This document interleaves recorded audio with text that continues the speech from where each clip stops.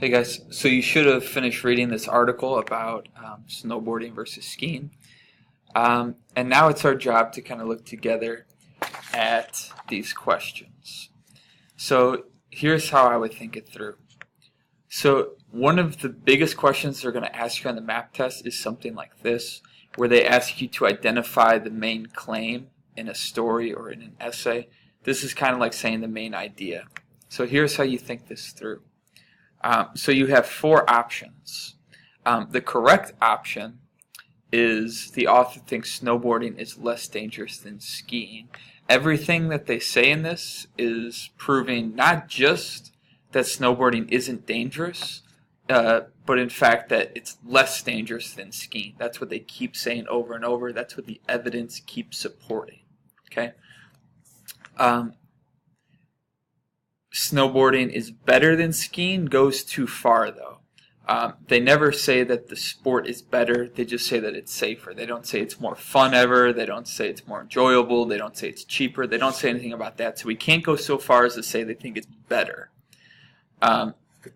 For D, it might have tricked you because this is said in the story. However, that's not the main claim. This is a claim, right? They do say this, and it is their opinion, and it is something they try to back up with facts, but it's not the main claim. The main claim that comes up over and over and over again, supported with evidence over and over, is that snowboarding is less dangerous than skiing. Okay? Now explain why, based off what I just said, why A is correct. Okay, pause the video for a minute, then we'll look at number 3. For question number 3, what should be number 3? For question number 3, it said, which statement provides the best support for the author's argument that snowboarding is just as safe as skiing? Okay, so let's think through each of these answers. A says, perhaps most surprising to some, injury and death related to snowboarding has been declining over the last couple of years. I feel like I have much more control when I snowboard. As it turns out, snowboarders are no more likely to be injured on the slopes than skiers. Snowboarders cause accidents more frequently than skiers. Okay, so let's look at A.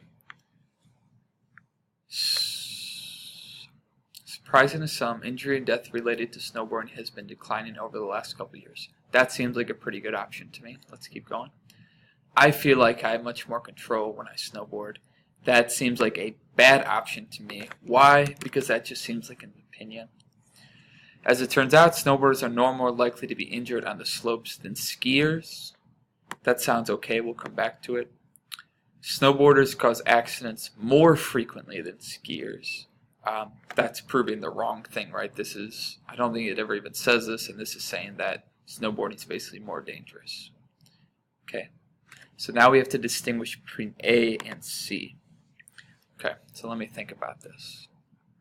Injury and death related to snowboarding has been declining over the last couple of years. Okay, so that to me is not comparing snowboarding to skiing. If the claim was that snowboarding is safe or is getting safer, that would prove that, but it doesn't mention skiing at all. For C, as it turns out, snowboarders are no more likely to be injured on the slopes than skiers.